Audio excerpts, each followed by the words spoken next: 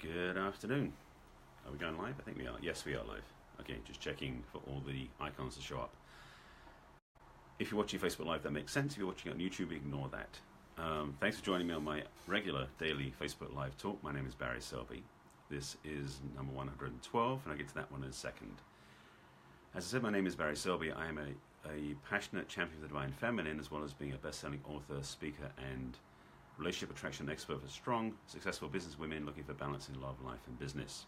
And today's topic, I just came through because I was sitting with this idea about being authentic. In fact, I'm launching something soon, or I should say I'm being pulled, inspired, nudged to launch something soon around authenticity. And since my focus is in the area of relationships, sorry, I'm a bit fuzzy, can't read properly through those. Christy, good to see you, my friend, in my broadcast live. So talking about authentic relationship became something I want to talk about because it's something I'm exploring with my clients, but also I'm going to start exploring as a teaching. Because I've been feeling about this thing about authenticity in life for a while, and it's been sort of sitting inside this piece of the puzzle. And I do this focus on helping people get relationships. And what's been bugging me big time is to see people lying to each other, either overtly. Good to see you too. And I see Carolyn here too. It's like nice seeing friends in the broadcast. I love doing Facebook Lives, even though this will be on YouTube later. For those watching there, you're missing my friends. So authentic relationship. Can you have one, and what is it? Let me start with the simple answer, yes, and I'll explain. Okay, let me expand. Authentic relationship, the simplest way of putting it, is to say that each partner has to own the statement, to thine own self be true. Quoting Shakespeare, of course. I forgot my earbuds, so I better speak louder. Okay. I had my earbuds. What did I do with them? Sorry, I was planning, I've been having a, there it is. Okay, hang on a second. Some people have been complaining that the audio on my Facebook Lives has been quieter, so I'm digging out my earbuds to ensure that it's loud enough before I go any further. So, hang on a second. Let me get this untangled. All right. One of those. And one of those. Okay. I should be a little bit louder now. Oh, it's like spring. Can you hear me now? So, continuing the conversation about authentic relationship. Well, thank you. I appreciate that. It's just that some of my audience, because I send these out to my email list often as well on the weekends when I send out my weekly love email newsletter, which you're welcome to join if you want to. Go to my website, barryselby.com, and opt in right there. I send out 2 or 3 of the weekly, I pick 2 or 3 of the daily Facebook Lives for that week and send them out to my email list. And sometimes people say the volume is too low. So this is just my way of ensuring that the audio is better in case I'm speaking softer, because the microphone's closer. So that's why I'm doing it. So getting back on track to the topic, rather than explaining the mechanics. Authentic relationship. The simple answer is yes, you can have an authentic relationship. The question is, what is it? To see if you want to step up to that. As I said, that one of the things that bugs me a lot with people I see in the public eye, especially because that's the ones you see more visibly, is that people tend to have issues in their relationships. They cheat on each other. That was going on with a few celebrities recently, no names mentioned, you know who they are, as well as also with people I know. And seeing people choose relationship paradigms shifting. And to be honest, I'm watching how people who are in leadership, in roles of authority, whether it's celebrity or just people's group leaders type thing, when they do something in their relationship that isn't kosher, it doesn't matter if they don't say anything, if it's well hidden, the people following feel it. There's a ripple effect through the consciousness. And I'm watching that happen in particular spiritual community where I see a disparity there because there's something inauthentic going on. And people are feeling it. I've seen people react to it. I am too, but I'm watching my inner process whilst I stand clear of it. I think I've done enough work where I don't go, oh my God, I actually go, okay, I'm noticing this going on. It's not controlling me, but I'm observing it, which is, by the way, it's a powerful skill to have when you learn that one. So, can you have an authentic relationship? Absolutely. What is one of those? Well, let me back up a second. Can you have one? Yes. Will you choose one? That's another story. Let me explain what it's about first, and then you can go from there. As I said, there is a paradigm where I think the most fundamental bottom line of an authentic relationship was what each person says to their own self be true. Meaning that you stay aligned to your own truth, which may not be permanent, it might shift. But if both partners stay true to their values, and true to expressing themselves. Being, the other word I use a lot is transparency. Having transparency with their partnership, meaning that you can say whatever you want with your partner in integrity, of course, not just throwing insults at each other, but saying whatever's true for you to the other person in a way that's ownership based, as in, I'm aware of this versus you did this. That's a chapter in my book, by the way, if you want to get the book, hint, hint. But the reality is that your choice in relationship is going to generate the response you get. So you have control over what sort of relationship you have by how clear you express yourself in your partnership and how willing you are to listen to your partner in response. But if you don't have that, being authentic is going to be really challenging. Now, if you're watching my broadcast, you probably are someone who thinks about this a lot more than the people out in the world, because the majority of people in the world are unconscious to this, unaware of this. I talked about this yesterday, the day before, about areas of the quadrant of conscious competence, and how most people call it oblivious or call it unconsciously incompetent about authenticity. They don't know how to do it. They don't even know where there is a choice.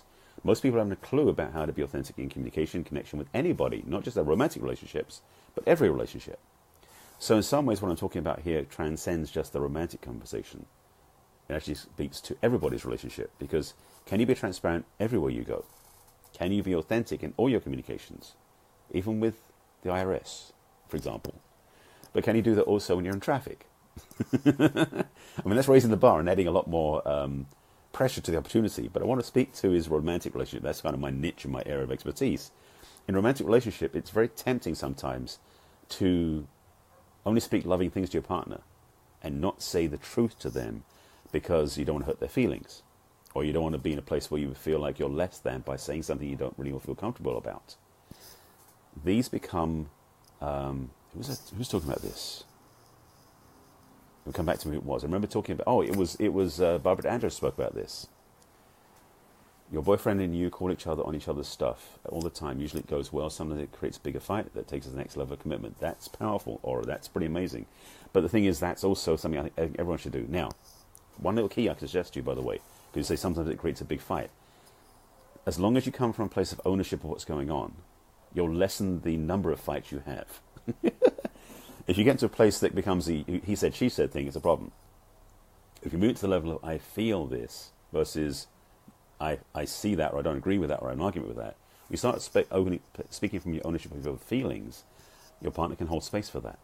And it can actually make the ownership easier and the understanding more readily available. I'm just seeing the threads of this. Bear with me. As I reconcile back up to the thread I was on, answering that question, come back on thread. So, the opportunity that you have is to practice in the one you're in now, practice when you're single, practice any time, to really practice being authentic in your way of being. A large part of my work with my clients is to really help them see themselves clearly.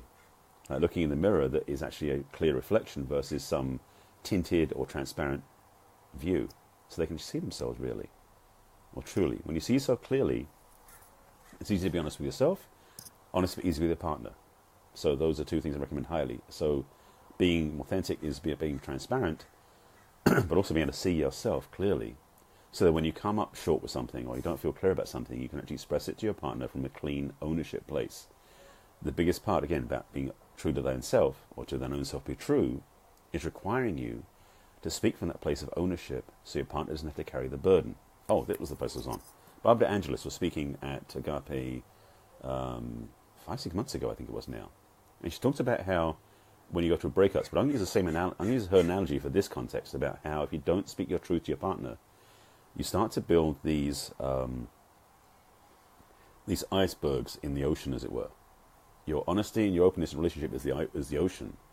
But when you're being dishonest, you're putting ice packs on the ocean, basically covering it up.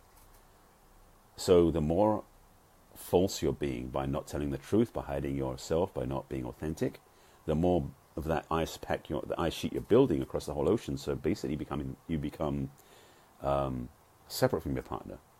That ability to be warm, be connected, to be open is hidden behind it, because you have walls up. Well, more's that way, the analogy doesn't work that way, but the idea being that what you're doing, actually put it this, let me use a better analogy.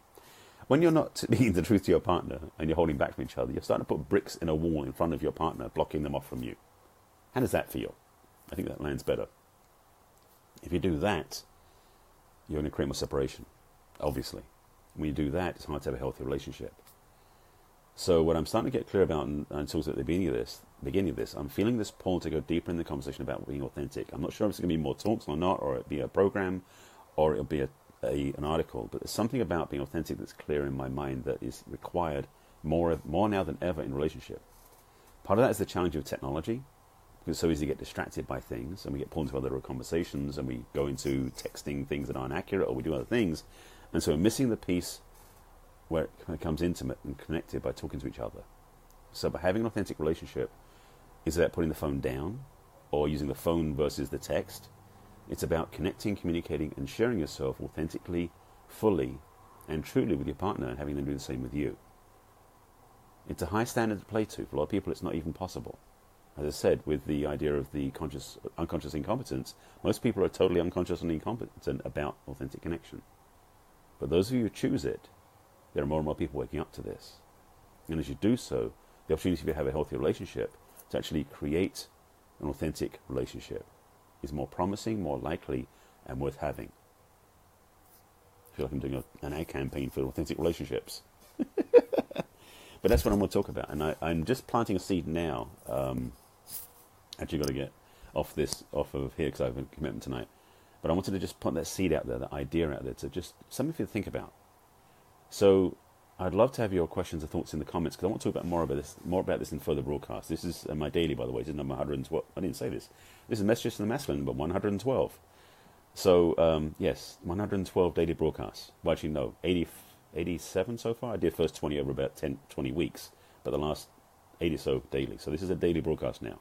Every day, topics about love, relationships, masculine, feminine polarity, authenticity, etc., etc.